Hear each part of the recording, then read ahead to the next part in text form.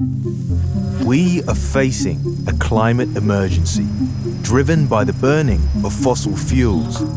In the global south, people are being pushed further into poverty. We urgently need a global shift to clean energy. This shift can also help reduce poverty and build more resilient communities. Hundreds of millions of people have no access to electricity, and billions cook with polluting fuels.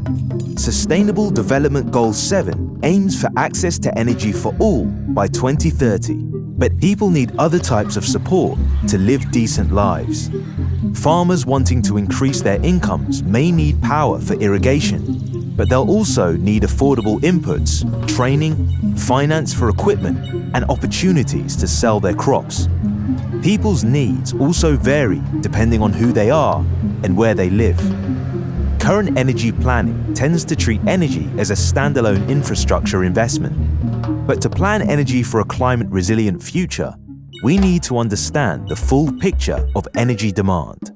What do people need energy for in their local contexts? What other support do they need to realize their development goals? IIED and Loughborough University have developed the Energy Delivery Models, or EDM approach.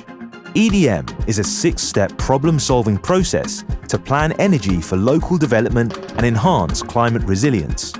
It starts with local communities and stakeholders in different sectors identifying their development priorities.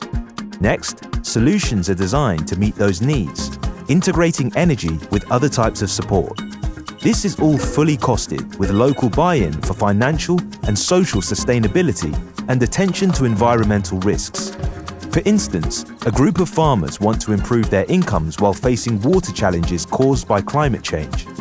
The solution integrates energy components, solar-powered drip irrigation with water metering and management, agricultural training, and market knowledge. This allows the farmers to grow higher-value crops at optimal times. EDM is an adaptable approach. It has been used in different countries for individual projects and to design energy plans for 1 million people.